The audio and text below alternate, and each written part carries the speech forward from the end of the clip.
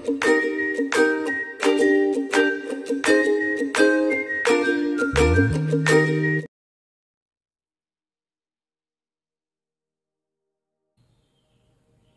my dear students, welcome to Learn Easily channel.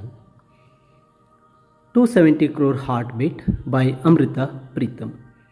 Kannada explanation, and you can download a PDF at the end of this video. ಈ ಒಂದು 270 crore heartbeat ಈ ಒಂದು short ಸ್ಟೋರಿಯ ಒಂದು main ಥೀಮನ್ನು ನೋಡಿದಾಗ ಅಮೃತಾ ಪ್ರೀತಮ್ ರವರು ಹೆಣ್ಣಿನ ಒಂದು ವೇದನೆಯನ್ನು ಇಲ್ಲಿ ತೋರಿಸ್ತಾ ಇದ್ದಾರೆ. ಹೆಣ್ಣು ಅನುಭವಿಸ್ತಕ್ಕಂಥ ಸಂಕಷ್ಟಗಳು, ಹಾಗೆ ಒಂದು ಹೆಣ್ಣು ತನ್ನ ಒಂದು ಐಡೆಂಟಿಟಿ ಹಾಗೆ ತನ್ನ ಸ್ವಾತಂತ್ರ್ಯದ ಹುಡುಕಾಟವನ್ನು ಈ ಭಾರತೀಯ ಸಂಪ್ರದಾಯದ ಮಾಂಗಲ್ಯದ ಸಂಕೇತದ ಮೂಲಕ ಇಲ್ಲಿ ತಿಳಿಸ್ಕೊಡ್ತಾ ಇದ್ದಾರೆ. ಈ ಒಂದು ಥೀಮ್ನಲ್ಲಿ ಈ ಒಂದು ಕಥೆಯ ಮುಖ್ಯ ನಾಯಕಿ ಅಥವಾ ಪ್ರೊಟಗಾನಿಸ್ಟ್ ಅಂತ ಏನು ಕರಿತೀವಿ ಸುರೇಖಾ ಆಗಿರ್ತಾಳೆ.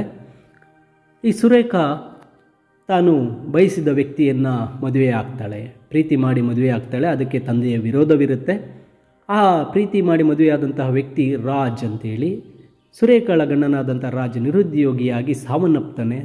ಈ ಒಂದು ಸಾವನ್ನಪ್ಪತಕ್ಕಂತಹ ರಾಜ್ನ ಆ ಬಡತನದಲ್ಲಿ ಆಕೆ ಅನುಭವಿಸತಕ್ಕಂತಹ ನೋವುಗಳನ್ನು ಈ ಕಥೆಯ ಮೂಲಕ ತೆರೆದಿಟ್ಟಿದ್ದಾರೆ. ಬನ್ನಿ ಕನ್ನಡದ ಸರಳ ಒಂದು ಸಾರಾಂಶವನ್ನು ನೋಡ್ತಾ ಹೋಗೋಣ. 270 crore heartbeats. ಸುರೇಖಾ ಈಕೆ ಮದುವೆಯಾಗಿದ್ದಾಳೆ. ಈ ಕತೆ ಪ್ರಾರಂಭ ಆಗ್ತಕ್ಕಂಥದ್ದು ಮದುವೆಯಾದ ನಂತರ 1-2 ವರ್ಷಗಳ ನಂತರದ ಪ್ರಾರಂಭ ಆಗ್ತಾ ಇದೆ. ಸುರೇಖಾ ಏನು ಮಾಡ್ತಾ ಇದ್ದಾಳೆ ಅಂದರೆ, ಕತೆ ಪ್ರಾರಂಭವಾದಾಗ ತನ್ನ ಮಾಂಗಲ್ಯವನ್ನು ಕತ್ತಿನಿಂದ ತೆಗಿತಾ ಇದ್ದಾಳೆ. ಮಾಂಗಲ್ಯ ಅಂತಕ್ಕಂಥದ್ದು ಯಾರೂ ಸಹ ಕತ್ತಿಂದ ತೆಗೆಯೋದಿಲ್ಲ, ಆದರೆ ಈಕೆ ತೆಗಿತಾ ಇದ್ದಾಳೆ. ಆ ರೀತಿಯ ಒಂದು ಬಡತನದ ಪರಿಸ್ಥಿತಿ ಈಕೆಗೆ ಬಂದಿದೆ. ಅವಳ ಹೃದಯ ಬಹಳ ಜೋರಾಗಿ ಬಡ್ಕೊಳ್ತಾ ಇದೆ, ಯಾಕಂದರೆ ಆ ಮಾಂಗಲ್ಯವನ್ನು ತೆಗಿತಾ ಇರೋದ್ರಿಂದ. ಆಕೆ ಮನಸ್ಸಿನಲ್ಲಿ ಅಂದ್ಕೋತಾಳೆ, ಈ ಮಾಂಗಲ್ಯ ತೆಗೆದ ನಂತರ ಮುಂದಿನ ಉಸಿರಿನಲ್ಲೇ ನನ್ನ ಜೀವ ಹೋಗಬಹುದು, ಮುಂದಿನ ಉಸಿರು ನಿಂತು ಹೋಗ್ಬೋದು ಅಂತ ಅವಳಿಗೆ ಅನಿಸುತ್ತೆ. ಯಾಕೆ ಆ ರೀತಿ ಅನಿಸುತ್ತೆ ಅಂದಾಗ, ಆಕೆ ಎಲ್ಲೋ ಒಂದು ಪುಸ್ತಕದಲ್ಲಿ ಓದಿರ್ತಾಳೆ. ಒಬ್ಬ ಟಿಬೇಟ್ನ ಲಾಮ, ಒಬ್ಬ ಧರ್ಮಗುರು ಹೇಳಿರ್ತಾರೆ, ನಕ್ಷತ್ರ ಅದರ ಹೃದಯವು 270 ಕೋಟಿ ಬಾರಿ ಬಡಿದುಕೊಳ್ಳುತ್ತೆ, ಅದಾದ ನಂತರ ಆ ನಕ್ಷತ್ರ ಸಾಯುತ್ತದೆ ಅಂತಕ್ಕಂಥದ್ದನ್ನು ಓದಿರ್ತಾಳೆ. ಇದನ್ನು ನೆನೆಸ್ಕೊಂಡಂತಹ ಸುರೇಖಾ ತನ್ನ ಹಿಂದಿನ ವರ್ಷಗಳನ್ನು ನೆನೆಸ್ಕೊಂಡಾಗ ತಾನೂ ಕೂಡ ತುಂಬ ಕಷ್ಟವಾದ ಭಯಾನಕವಾದ ಅನುಭವಗಳನ್ನು ಪಡೆದು ಬಂದಿರ್ತಾಳೆ. ಆದ್ದರಿಂದ ನನ್ನ ಹೃದಯ ಆ ಕಷ್ಟಗಳಲ್ಲಿ ಬಹಳಷ್ಟು ಬಾರಿ ಬಡಿದುಕೊಂಡಿರುತ್ತೆ. ಮತ್ತು ಅದರ ಒಂದು ಕೌಂಟ್ ಕೂಡ 270 crores 270 ಕೋಟಿ ಆಗಿರಬಹುದು. ಆದ್ದರಿಂದ ನಾನು ಕೂಡ ನಕ್ಷತ್ರದಂತೆ ಸಾಯಬಹುದು, ಕುಸಿದು ಬೀಳಬಹುದು, ಈ ಮಾಂಗಲ್ಯವನ್ನು ತೆಗೆದ ನಂತರದ ಉಸಿರಿನಲ್ಲೇ ನನ್ನ ಉಸಿರು ನಿಂತು ಹೋಗಬಹುದು ಅಂತ ಅವಳು ಅಂದ್ಕೋತಾ ಇರ್ತಾಳೆ. ಇದು ಆ ಮದುವೆಯಾದ 2 ವರ್ಷಗಳ ನಂತರ ಆ ತಾಳಿಯನ್ನು ತೆಗೆದುಕೊಳ್ಬೇಕಾದ್ರೆ ಆಕೆಯ ಮನಸ್ಸಿನಲ್ಲಿ ಮೂಡತಕ್ಕಂಥ ಭಾವನೆ. ಆದರೆ ಮದುವೆಗೆ ಮುಂಚೆ ಬಂದಾಗ ಈಕೆ ಯೌವನದಲ್ಲಿ ಒಬ್ಬ ಯುವತಿಯಾಗಿದ್ದಾಗ ಈಕೆ ಒಬ್ಬ ಕೊಂಕಣಿಯ ಹುಡುಗಿಯಾಗಿರ್ತಾಳೆ.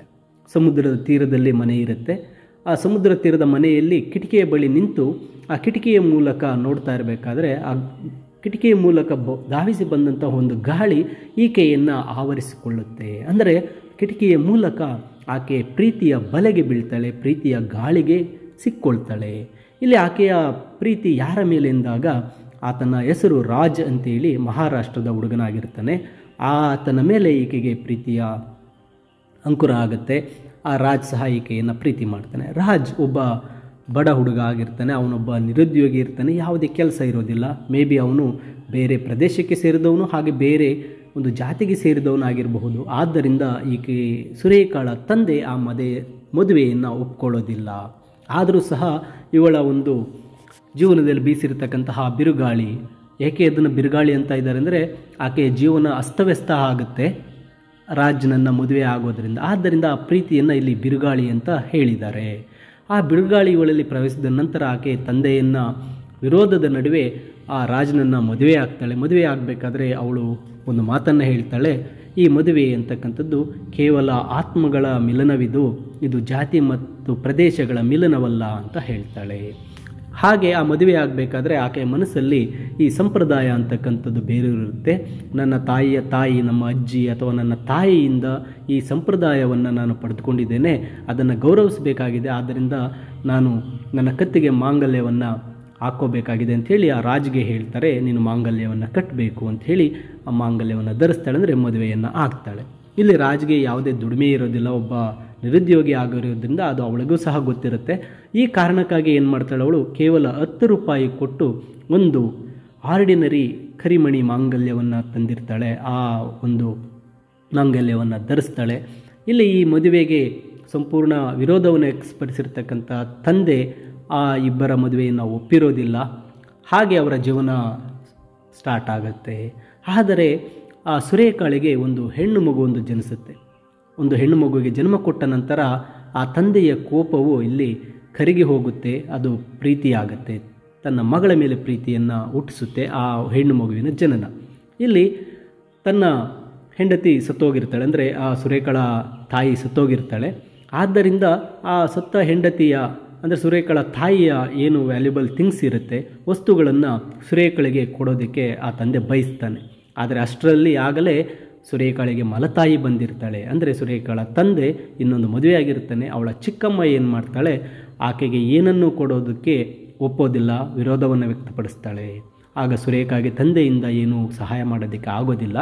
ಆದರೆ ಸುರೇಖ ತನ್ನ ತಂದೆಯ ಬಳಿ ಒಂದು ರಿಕ್ವೆಸ್ಟ್ ಮಾಡ್ಕೋತಾಳೆ, ನನಗೇನೂ ಬೇಡ, ಆದರೆ ನೀವು ನನ್ನ ತಾಯಿಯ ಮಾಂಗಲ್ಯವನ್ನು ನನಗೆ ಕೊಟ್ಟರೆ ಸಾಕು, ನನಗದು ತುಂಬ ತೃಪ್ತಿ ಸಿಗುತ್ತೆ, ನನಗೆ ತುಂಬ ನೆಮ್ಮದಿಯನ್ನು ಕೊಡುತ್ತೆ. ಯಾಕಪ್ಪ ಅಂದರೆ ನನ್ನ ತಾಯಿ ವಿಧವೆಯಾಗಿ ಸಾಯಲಿಲ್ಲ, ನಾನು ಸಹ ಅದೇ ರೀತಿ ಸಾಯಲು ಬಯಸ್ತೇನೆ.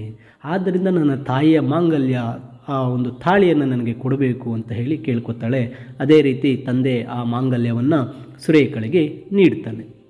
ಆ ಮಾಂಗಲ್ಯವನ್ನು ಪಡೆದ ತಕ್ಷಣ ಸುರೇಖಳಿಗೆ ಒಂದು ಭಾವನೆ ಮೂಡುತ್ತೆ.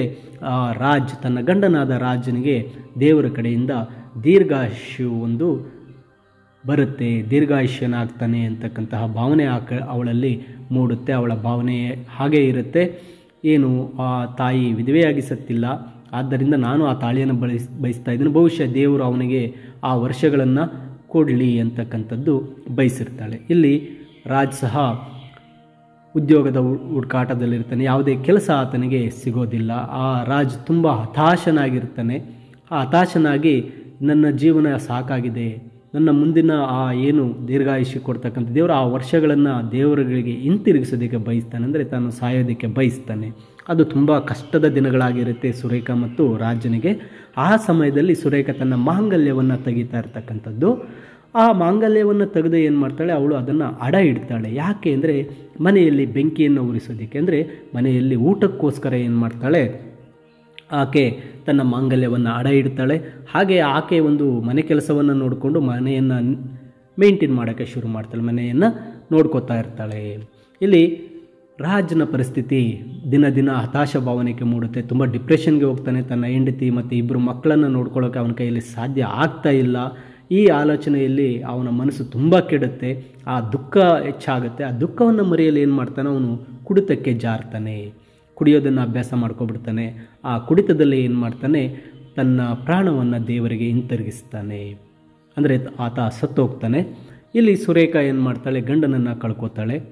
ಆಗಾಗಲೇ ತನ್ನ ಮಾಂಗಲ್ಯವನ್ನು, ಆ ತಾಯಿ ಕೊಟ್ಟ ಮಾಂಗಲ್ಯವನ್ನು ಅಡವಿಟ್ಟಿರ್ತಾಳೆ. ಆ ಹಣದಿಂದ ಆಕೆ ಏನು ಮಾಡ್ತಾಳೆ, ಜೀವನ ಸಾಗಿಸ್ತಾ ಇರ್ತಾಳೆ. ಮತ್ತು ಆ ಮಾಂಗಲ್ಯವನ್ನು ಆಕೆ ಪಡಿಬಹುದಾಗಿತ್ತು, ಆಕೆಯ ಬಳಿ ಆ ಮಾಂಗಲ್ಯವನ್ನು ಪಡೆಯುವಷ್ಟು ದುಡ್ಡಿತ್ತು.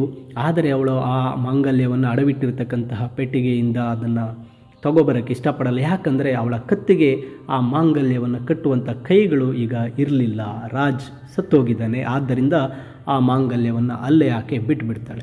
ಹೀಗೆ ಹಲವು ವರ್ಷಗಳ ನಂತರ ಅವಳ ಜೀವನದಲ್ಲಿ ಮತ್ತೊಂದು ಟರ್ನ್ ಬರುತ್ತೆ. ಒಬ್ಬ ವ್ಯಕ್ತಿ ಆಕೆಯ ಕಡೆಗೆ ಒಂದು ಸಹಾಯದ ಹಸ್ತವನ್ನು ಚಾಚ್ತಾನೆ. ಅಂದರೆ ಆ ವ್ಯಕ್ತಿಗೆ ತಾಯಿ ಇಲ್ಲದ ಇಬ್ಬರು ಚಿಕ್ಕ ಅಳುವ ಮಕ್ಕಳಿದ್ದಾರೆ, ನೀನು ಅವರಿಗೆ ತಾಯಿ ಆಗಬಲ್ಲೆಯಾ? ಮತ್ತು ನಿಮಗೆ, ಅಂದರೆ ನಿನಗೆ ಆಲ್ರೆಡಿ ಇಬ್ಬರು ಮಕ್ಕಳಿದ್ದಾರೆ, ಅವರಿಗೆ ತಂದೆಯ ಅಗತ್ಯವಿದೆ, ಆ ಇಬ್ಬರು ಮಕ್ಕಳಿಗೆ ನಾನು ತಂದೆಯಾಗ್ತೇನೆ ಅಂತ ಹೇಳಿ ಅಂತಾನೆ. ಇದಕ್ಕೆ ಸುರೇಖಾ ಒಂದು ರೀತಿ ಮನಸ್ಸಿನಲ್ಲೇ ನಗ್ದುಕೊಳ್ತಾಳೆ. ವಾಸ್ತವವಾಗಿ ಆಕೆ ಅದೊಂದು ಕಿರಿಚಾಟ ಆಗಿರುತ್ತೆ. ಗಂಡನನ್ನು ಕಳ್ಕೊಂಡಿದ್ದಾಳೆ, ತನ್ನ ಮಾಂಗಲ್ಯವನ್ನು ಕಬ್ಬಿಣದ ಪೆಟ್ಟಿಗೆಯಲ್ಲೇ ಬಿಟ್ಟೋಗಿದ್ದಾಳೆ. ಹಾಗೆ ಈಗ ಮತ್ತೊಬ್ಬ ನನ್ನ ಕೈ ಹಿಡಿಯಲು ಬರ್ತಾ ಇದ್ದಾನೆ ಅಂತಕ್ಕಂಥ ಆಕೆಯ ನಗು ಒಂದು ರೀತಿಯ ಮಾನಸಿಕದ ಕಿರಿಚಾಟವಾಗಿರುತ್ತೆ. ನನ್ನ ಮಾಂಗಲ್ಯವು ಅಡವಿಟ್ಟವರ ಒಂದು ಕಬ್ಬಿಣ ಪೆಟ್ಟಿಗೆಯಲ್ಲಿ ಸತ್ತೋಗಿದೆ, ನಾನು ಮಾತ್ರ ಬದುಕಿದ್ದೇನೆ, ಆದರೆ ಆ ಮಾಂಗಲ್ಯ ಸತ್ತಿದೆ ಅಂದರೆ ನನ್ನ ಗಂಡ ಸತ್ತಿದ್ದಾನೆ ಅಂತ ಹೇಳ್ತಾಳೆ. ಆ ವ್ಯಕ್ತಿ ಏನು ಮಾಡ್ತಾನೆ, ತನ್ನ ಸತ್ತ ಹೆಂಡತಿಯ ಮಾಂಗಲ್ಯವನ್ನು ತರ್ತಾನೆ. ಇಲ್ಲಿ ಆ ವ್ಯಕ್ತಿ ಮಾಂಗಲ್ಯವನ್ನು ತಗೊಬರ್ತಾನೆ. ಆ ಸತ್ತಿರ್ತಕ್ಕಂಥ ಆ ಮಾಂಗಲ್ಯಕ್ಕೆ ಪುನರ್ಜೀವನ ಕೊಡೋಣ, ಇದಕ್ಕೆ ಮತ್ತೊಂದು ಪ್ರಾಣವನ್ನು ಕೊಡೋಣ ಅಂತ ಹೇಳಿ ಅವನೇನು ಮಾಡ್ತಾನೆ, ತನ್ನ ಇಬ್ಬರು ಮಕ್ಕಳನ್ನು ಸುರೇಖಳ ಮಡಿಲಲ್ಲಿ ಬಿಡ್ತಾನೆ. ಆದರೆ ಸುರೇಖಾ ನನಗೆ ಒಳ್ಳೆಯ ದಿನ ಬಂತು ಅಂತ ಆಕೆ ಭಾವಿಸ್ತಾಳೆ. ಈಗ ಅವಳ ಬಳಿ ಮತ್ತೊಂದು ಭಾರವಾದ ಚಿನ್ನದ ಮಾಂಗಲ್ಯ ಕತ್ತಲ್ಲಿ ಬಿತ್ತಿದೆ.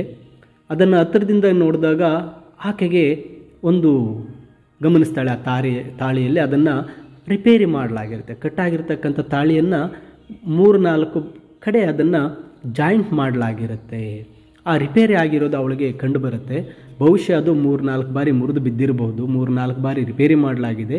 ಜೀವನೂ ಸಹ ಹೀಗೆ ತುಂಡು ತುಂಡಾಗಿ ಬದುಕುವಂತೆ ಅಂತಕ್ಕಂಥದ್ದು ಆ ಮಾಂಗಲ್ಯವನ್ನು ನೋಡಿ ಆಕೆ ಆ ಮಾಂಗಲ್ಯವನ್ನು ಧರಿಸ್ತಾಳೆ. ಯಾಕಂದರೆ ಈಗ ಅವಳ ಲೈಫ್ ಕೂಡ ತುಂಡಾಗಿತ್ತು, ಮತ್ತೆ ಸೇರ್ತಾ ಇದೆ, ಈತನ ಲೈಫ್ ಕೂಡ ತುಂಡಾಗಿದೆ, ಅದು ಮತ್ತೆ ಸೇರ್ತಾ ಇದೆ ಅನ್ನೋ ರೀತಿ ಅದನ್ನು ಆ ಮಾಂಗಲ್ಯವನ್ನು ಧರಿಸ್ತಾಳೆ. ಸ್ವಲ್ಪ ಸಮಯದ ನಂತರ ಆ ಸುರೇಖಳಿಗೆ ಅರ್ಥ ಆಗುತ್ತೆ ತಾನು ಮೋಸ ಹೋದೆ ಎಂದು. ಏಕೆ ಅಂದರೆ ಅವಳ ಗಂಡನೂ ಅಲ್ಲ, ಅವಳ ಮಕ್ಕಳ ತಂದೆಯೂ ಅಲ್ಲ, ಮತ್ತು ಅವನು ತನ್ನ ಎಲ್ಲ ಗಳಿಕೆಯನ್ನು ಕಿಸೆಗೆ ಇಳಿಸಿಕೊಂಡಾಗ ಸುರೇಖಾ ಮಾಂಗಲ್ಯವನ್ನು ತೆಗೆದು ತನ್ನ ಕೈಯಲ್ಲಿ ಇಟ್ಕೊಳ್ತಾಳೆ. ಆತ ಆಕೆಯನ್ನು ಮೋಸ ಮಾಡ್ತಾನೆ. ಆತ ಆ ಸುರೇಖಳ ಬಳಿ ಬರ್ತಕ್ಕಂತಹ ಹಣವನ್ನು, ಆಕೆ ಬರ್ತಕ್ಕಂಥ ದುಡ್ಡನ್ನು ತಗೊಳ್ಳೋಕ್ಕೆ ಶುರು ಮಾಡ್ತಾನೆ. ಆತನು ನಿಜವಾಗಲೂ ಸುರೇಖಳ ಒಂದು ಪ್ರೀತಿಯಾಗಿ ಬಂದಿರೋದಿಲ್ಲ ಅಂತಕ್ಕಂಥದ್ದು ಆಕೆಗೆ ಅರ್ಥ ಆಗುತ್ತೆ. ನಂತರ ಆತ ಕೊಟ್ಟಿರ್ತಕ್ಕಂತಹ ಮಾಂಗಲ್ಯವನ್ನು ಕೈಯಲ್ಲಿ ಹಿಡಿದು ಅದನ್ನು ಅವಳಿಗೆ ಹಿಂತಿರುಗಿಸ್ತಾನೆ. ಆ ಹಿಂತಿರುಗಿಸಬೇಕಾದ್ರೆ ಸುರೇಖಳ ಒಂದು ಹೃದಯವು 270 ಕೋಟಿ ಬಾರಿ ಬಡಿದುಕೊಂಡಿದೆ ಮತ್ತು ನಕ್ಷತ್ರದಂತೆ ಈಗ ಅದು ಬಿದ್ದಿದೆ ಎಂದು ಅವಳು ಭಾವಿಸ್ತಾಳೆ. ನಂತರ ತನ್ನ ಅನೇಕ ಹಿಂದಿನ ವರ್ಷಗಳ ಒಂದು ಎಲ್ಲ ನೆನಪುಗಳನ್ನು ಆಕೆ ನೆನೆಸ್ಕೋತಾಳೆ. ಆ ನೆನಪುಗಳನ್ನು ಗೋಡೆಗೆ ತೂಗು ಹಾಕಿರ್ತಕ್ಕಂತಹ ಮೊಳೆಗಳಿಗೆ ತನ್ನ ಮಕ್ಕಳೊಂದಿಗೆ ಯಾವಾಗ ಹಿಂತಿರುಗಿದೆ ಎಂದು ಅವಳಿಗೆ ಗೊತ್ತಾಗೋದೇ ಇಲ್ಲ. ದಿನಗಳು ಹೀಗೆ ಕಳೀತಾ ಹೋಗ್ತಾ ಇರುತ್ತೆ. ಸುರೇಖಾ ಬಿದ್ದ ನಕ್ಷತ್ರದ ಬೂದಿಯಂತೆ ತಾನಿರುವುದಾಗಿ ಭಾವಿಸ್ಕೋತಾಳೆ. ನನ್ನ ಕೆಲಸ ಮುಗಿದಿದೆ, ನಾನು ಒಂದು ನಕ್ಷತ್ರದ ಹಾಗೆ ನಾನು ಬಿದ್ದೋಗಿದ್ದೇನೆ ಅಂತಕ್ಕಂಥದ್ದು ಅವಳಿಗೆ ಭಾವನೆಗೆ ಬರುತ್ತೆ. ಆದರೆ ಒಂದು ದಿನ ಅವಳು ತನ್ನ ಮಕ್ಕಳ ನಡುವೆ ಮಲಗಿರಬೇಕಾದ್ರೆ ಅವಳಿಗೆ ಆ ಒಂದು ಉಸಿರಿನಲ್ಲಿ ಒಂದು ಬೆಂಕಿಯ ಕಿಡಿ ಹೋಗ್ತಾ ಇದೆ ಅನ್ನೋದು ಆಕೆಗೆ ಗೊತ್ತಾಗುತ್ತೆ. ಆ ಒಂದು ಶಾಖವನ್ನು ಆಕೆ ಅನುಭವಿಸ್ತಾಳೆ. 270 ಕೋಟಿ ಹೃದಯಗಳ ಬಡಿತಗಳ ನಂತರ ಅದು ಒಂದು ಬೂದಿಯಾಗಿ ಮಾರ್ಪಾಡೋ ನಕ್ಷತ್ರದ ಹಾಗೆ, ಆ ಕಿಡಿಯ ಹಾಗೆ ಅವಳು ನೆನೆಸ್ಕೋತಾಳೆ. ನಂತರ ಆ ನಕ್ಷತ್ರದಂತೆ ಆಕೆ ತನ್ನ ಮಕ್ಕಳಿಗಾಗಿ ನಾನೇನಾದರೂ ಮಾಡಬೇಕು ಅಂತ ಅಂದ್ಕೋತಾಳೆ. ಹೊಸದಾಗಿ ಜನಿಸಿದ ನಕ್ಷತ್ರದಂತೆ ಅವಳು ಆ ಗೋಡೆಗಳ ಮಳೆಗೆ ನೇತಾಕಿರ್ತಕ್ಕಂಥ ನೆನಪುಗಳಲ್ಲಿ ತನ್ನ ಜೀವನದ ಎಲ್ಲ ದುಃಖಕರ ವರ್ಷಗಳನ್ನು ಮರಿತಾಳೆ. ಆ ನೆನಪುಗಳನ್ನೆಲ್ಲ ಬಿಡಬೇಕು ಅಂತ ಅಂದ್ಕೋತಾಳೆ. ಮಾರನೇ ದಿನ ಬೆಳಗ್ಗೆ ಅವಳು ಹೊರಗೆ ಹೋಗಿ ಹೊಸ ಮಾಂಗಲ್ಯವನ್ನು ಖರೀದಿಸ್ತಾಳೆ. ಅಂದರೆ ಹಳೆಯ ನೆನಪುಗಳು, ತನ್ನ ಗಂಡನ ನೆನಪು, ಮತ್ತೊಬ್ಬನ ನೆನಪು, ಇವೆಲ್ಲವನ್ನು ಗೋಡೆಗೆ ನೇತಾಕಿರ್ತಕ್ಕಂಥ ಬಟ್ಟೆ ಹಾಗೆ ಆ ನೆನಪುಗಳನ್ನು ಗೋಡೆಗಳಲ್ಲಿ ಕಾಣ್ತಾ ಇರ್ತಾಳೆ. ಅವುಗಳನ್ನೆಲ್ಲವನ್ನು ಮರೆತು ಮಾರನೇ ದಿನ ಏನು ಮಾಡ್ತಾಳೆ, ಅವಳು ಒಂದು ಹೊಸ ಮಾಂಗಲ್ಯವನ್ನು ಖರೀದಿಸ್ತಾಳೆ. ಹಾಗೆ ಕನ್ನಡಿ ಮುಂದೆ ನಿಂತು ತನ್ನ ಕೈಯಾರೆ ಆ ಮಾಂಗಲ್ಯವನ್ನು ಕತ್ತಿಗೆ ಹಾಕ್ಕೋತಾಳೆ. ಹಾಗೆ ಹಾಕ್ಕೋಬೇಕಾದ್ರೆ ಆಕೆ ಹೇಳ್ತಾಳೆ, ಇಂದು ನಾನು ನನ್ನ ಕೈಯಾರೆ ಈ ಮಾಂಗಲ್ಯವನ್ನು ಧರಿಸಿದ್ದೇನೆ, ಇದು ನನ್ನನ್ನು ಬಿಟ್ಟು ಹೋಗೋದಿಲ್ಲ, ನನ್ನನ್ನು ವಿಧವೆಯನ್ನು ಸಹ ಮಾಡೋದಿಲ್ಲ. ಇಲ್ಲಿ ಕನ್ನಡಿಯ ಮುಂದೆ ನಿಂತಿರ್ತಕ್ಕಂತಹ ಆಕೆ ಗಂಡಿನ ಕಡೆಯಿಂದಲ್ಲ, ತನ್ನ ಕತ್ತಿಗೆ ತನ್ನ ಕೈಯಿಂದಲೇ ಮಾಂಗಲ್ಯವನ್ನು ಧರಿಸ್ಕೊಳ್ತಾ, ಈ ಮಾಂಗಲ್ಯ ನನ್ನಿಂದ ಯಾವುದೇ ರೀತಿಯಲ್ಲೂ ಸಹ ಬೇರೆ ಆಗೋದಿಲ್ಲ, ಯಾರೂ ಕಟ್ಟಿಲ್ಲ, ಗಂಡು ಕಟ್ಟಿಲ್ಲ, ನನ್ನ ಮಾಂಗಲ್ಯವನ್ನು ನಾನೇ ಧರಿಸಿರೋದ್ರಿಂದ ನಾನು ವಿಧವೆಯೂ ಸಹ ಆಗೋದಿಲ್ಲ, ನಾನು ವಿಧವೆ ಆಗ್ತಕ್ಕಂತಹ ಚಾನ್ಸ್ ಮತ್ತೆಲ್ಲೂ ಬರೋದಿಲ್ಲ ಅಂತ ಹೇಳಿ ಮನಸ್ಸಿನಲ್ಲಿ ಇಟ್ಕೊಂಡು ತನ್ನ ಜೀವನವನ್ನು ಮತ್ತೊಮ್ಮೆ ಪ್ರಾರಂಭ ಮಾಡ್ತಾಳೆ. ಈ ಕಥೆಯ ಮೂಲಕ ಮಾಂಗಲ್ಯದ ಒಂದು ಸಂಕೇತವನ್ನು ನೀಡ್ತಾ ಅಮೃತ ಪ್ರೀತಮ್ರವರು ಸುರೇಖಳ ಜೀವನದಲ್ಲಿ, ಒಂದು ಹೆಣ್ಣಿನ ಜೀವನದಲ್ಲಿ ಯಾವ ರೀತಿ ಮಾಂಗಲ್ಯ ಅಂತಕ್ಕಂಥದ್ದು ಒಂದು ಪ್ರಮುಖ ಪಾತ್ರ ವಹಿಸುತ್ತೆ ಅಂತಕ್ಕಂಥದ್ದನ್ನು ತಿಳಿಸ್ಕೊಡ್ತಾ ಈ ಕಥೆಯನ್ನು ಬರೆದಿರ್ತಾಳೆ. ಹಾಗೆ ಈ ಕಥೆಯ ಒಂದು ಇಂಗ್ಲೀಷ್ ಸಮರಿಯನ್ನು ವಿಡಿಯೋದ ಡಿಸ್ಕ್ರಿಪ್ಷನ್ನಲ್ಲಿ ನೀಡಿರ್ತೇನೆ, PDF ಅನ್ನು ಡೌನ್ಲೋಡ್ ಮಾಡ್ಕೊಳ್ಳಿ. ಹಾಗೆ ಹೆಚ್ಚಿನ ವಿಡಿಯೋಗಳಿಗೆ ತಪ್ಪದೆ ಲರ್ನ್ ಈಸಿಲಿ ಚಾನಲ್ಗೆ ಸಬ್ಸ್ಕ್ರೈಬ್ ಮಾಡಿ ಅಂತ ಹೇಳ್ತಾ ಎಲ್ಲರಿಗೂ ಧನ್ಯವಾದಗಳು.